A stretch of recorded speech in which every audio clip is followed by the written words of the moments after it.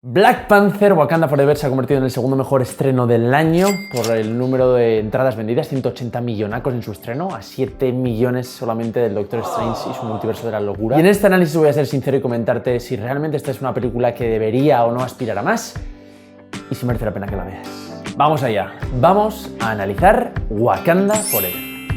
Guión, esta es una historia de una África distópica como esa potencia tecnológica que tiene ese liderazgo mundial, pero que debido a la responsabilidad de sus líderes es una nación pacífica que equilibra el mundo de posibles guerras siempre a punto de estallar. Pero es un guión de esos en los que ocurren tantas cosas que uno se pierde muchas veces y aún así no te pierdes nada porque la historia ya sabes cómo va a transcurrir. Hay partes que, aunque entiendes que los americanos son aliados de Wakanda y que deben actuar unidos, resulta aburridísimo de ver cada vez que aparecen Martin Freeman o su jefa, que no diré su nombre para no hacer spoiler, pero bueno, ya digo que cada vez que aparecen, y eso que son muy buenos actores, suman ruido y aburrimiento. Lo que sí es interesante es cómo crea esos reinos que contrastan tanto, los que están infectados de afán de dominación y guerra, y esos otros reinos casi utópicos que hacen una gestión responsable como Wakanda de sus recursos y que busca la paz con el resto de naciones a pesar de tener tecnología y fuerza militar como para quedarse solos en el mundo. Es decir, plantea ese referente de país utópico rico en lo cultural y en el tema recursos que debido a la sabiduría de sus gobernantes no entra en guerra con otros, lo cual resuena mucho en los tiempos actuales donde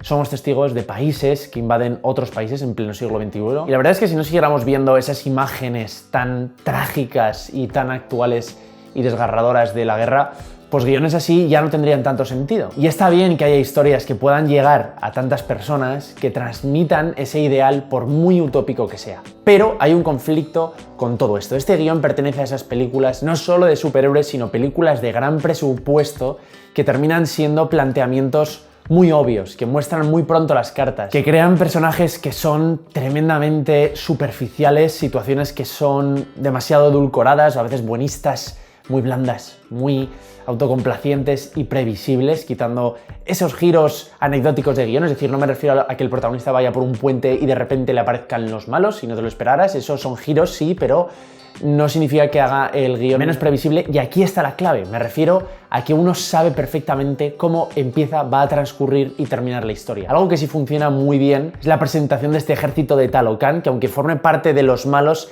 entendemos sus razones y entendemos por qué buscan lo que buscan. Y lo que mejor funciona es cómo se las apaña la película con la puesta en escena de este ejército azul. Cada vez que entran en escena es memorable esa presencia que surge de abajo con ese impulso, es algo sobrehumano. No hay nada en este mundo que aparezca así. Se puede caer desde lo alto y aterrizar bien, pero desde abajo, con impulso, no hay ningún humano capaz de hacerlo así, y esa elección funciona muy bien desde guión para mostrar a estos personajes de forma tan amenazante. Casting, el personaje de Namor es fascinante, incluso su propio nombre de Namor, el de dónde viene, por qué se llama así, es fantástico. El actor lo lleva todo en la cara, es una elección estupenda como ese líder que tiene un pasado muy duro, muy dramático, pero que es implacable, que tiene ese afán de venganza que lo ves. Y no es otro malo de película típico que lo ves y dices, vale, este cumple con el papel de malo y ya está. En este caso es que lo ves en los ojos, en esa mirada, y es un pozo insondable, es oscuro, es de esas personas que luego el tío será seguramente maravilloso y muy buena persona en su día a día, pero desde luego en la peli lo parece, es muy convincente esa oscuridad. Y el otro protagonista de esta historia es la princesa Shuri, con esa actriz que es Leticia Wright,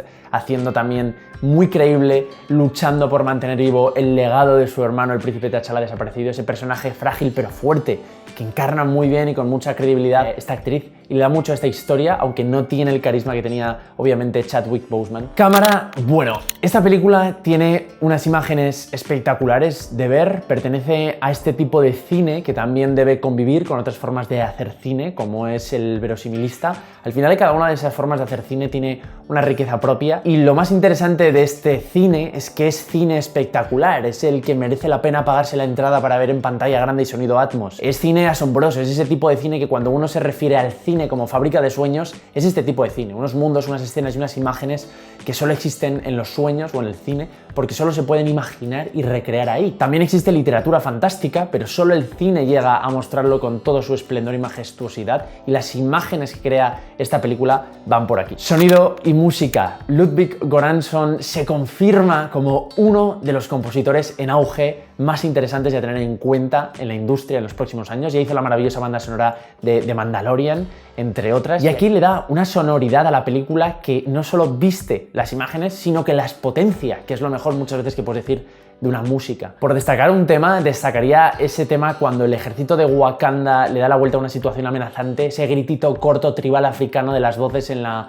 música le da un toque a las imágenes que las potencia y las llena de adrenalina y acción, además de cumplir con ese tono africano. Y también los temas que suenan cuando vemos Wakanda o Talocan en esos planos generales aéreos, cada uno contando desde la música lo que cada una de esas dos potencias son, es muy interesante también. Localización. Vale, me resulta muy curioso cómo se las han apañado para rodar todas las escenas subacuáticas que hay, que no son pocas por la dificultad técnica que tiene mantener actores debajo del agua con los ojos abiertos y que hablen con naturalidad sin ahogarse durante tanto tiempo. Lo han hecho en tanques de agua, al parecer, y se nota porque las imágenes tienen ese halo mate polarizado de la piel y de la luz, como cuando realmente estás bajo el agua rodando, así que me parece algo muy logrado y que va en la línea de lo que decía al principio, de crear esas imágenes fantásticas que solo existen en la imaginación, en los sueños. Diseño de producción. Lo que mejor funciona es la parte de asombro que comentaba antes. Este tipo de cine, como cine de los sueños, de crear mundos de fantasía que creerte durante unos minutos, es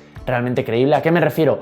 A cómo crea esos dominios, esas distintas naciones que aparecen en la película, cada una con su idiosincrasia, con su riqueza cultural y sus ventajas propias. También funciona como retrato trágico de esas naciones que, a pesar de tener una riqueza cultural y un paisaje brutal, están gobernadas por hombres que actúan por venganza o que son codiciosos. Y el retrato no termina ahí, sino que muestra otras naciones también que no pretenden esa dominación, que no pretenden, como Wakanda, imponerse a otros, sino ser simplemente responsables, convivir en paz. Montaje. Es un corte muy rutinario. Aquí hay 1000 cámaras rodando y lo que prima siempre es la acción, y en ese sentido, pues a ver, el corte es preciso, pero tampoco nada especial ni que merezca la pena comentar mucho. Sí que es verdad que hay algún momento donde se permite cierta experimentación, que me ha sorprendido, o que se salga así como un poco más de lo previsible, con ese corte fragmentado, le mete ahí como unos flashazos en la pelea clave, con frames a negro también, como una máquina que empieza a fallar antes de pararse, pero en general, ya digo, bastante rutinario. En resumen, y aquí voy a contestar las preguntas del inicio, es una película entretenida,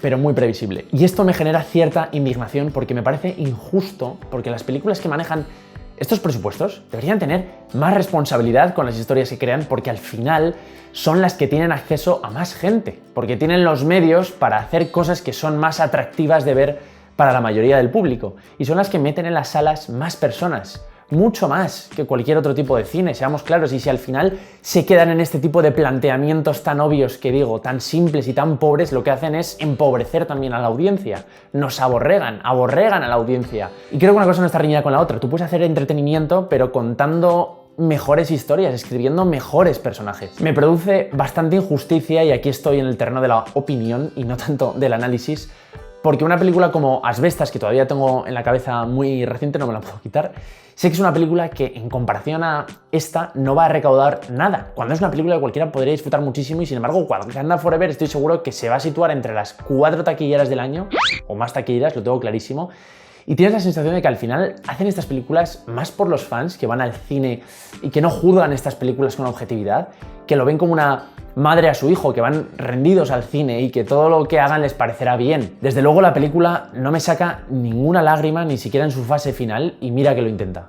Supongo que esto cubre esa necesidad de ese público que busca entretenimiento, que le haga desconectar y resetear la cabeza sin pensar en nada.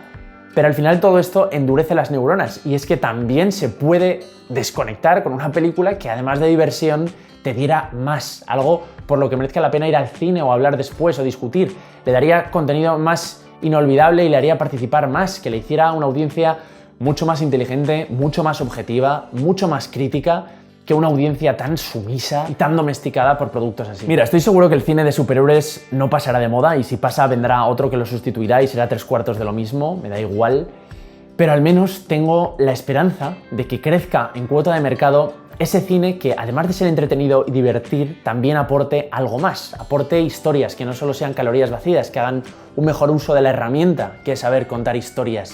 Espero que vengan historias más honestas y con mejores guiones o mejores personajes, un cine más elevado, ya está, de más calidad.